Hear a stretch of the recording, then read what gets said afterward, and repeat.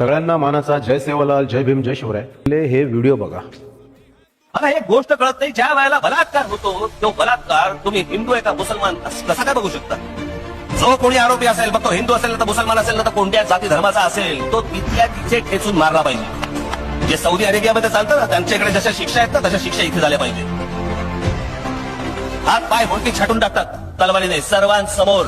कोर्टामध्ये जाणार उद्या, कधी निकाल लागणार माहित नाही, परत ही माणसं सुटणार. मित्रांनो, अशी एक घटना माझ्या समोर आली.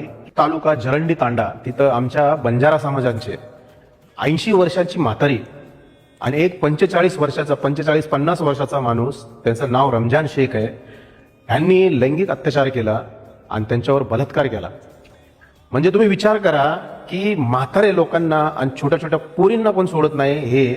ह्यांची कोणती बलात्कार करणाऱ्यांची कोणती जात नसते.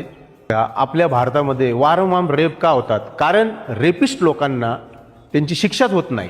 अशा छोट्या छोट्या चिमुकलीवर आणि 80 वर्षाच्या म्हातारी, जे आपल्या आजीच्या वयाची आहेत, अशा व्यक्तीवर बलात्कार होतो. तर तुम्ही कोणत्या पद्धतीने सांगताय, कोणत्या भाषेमध्ये तुम्ही सांगताय की इंडियामध्ये लेडीज लोक सेफ आहे? तुम्हाला माहिती आहे का आसिफा शेख?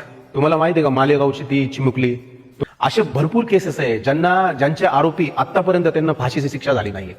कारण असे हरामखोर, असे मादरचोद लोक आहेत जे बलात्कारी करणारे, त्यांची कोणती जात नसते. तरी पण मी सरकार आणि आपले जेवढे पण मोठे मोठे प्रशासन आहे त्यांना रिक्वेस्ट करतो की एक वेळा या गोष्टीवर लक्ष द्या. या घटनेचा मी निषेध करतो आणि लवकरात लवकर त्या हरामखोराला, त्या मादरचोदला फाशीची सजा भेटावं.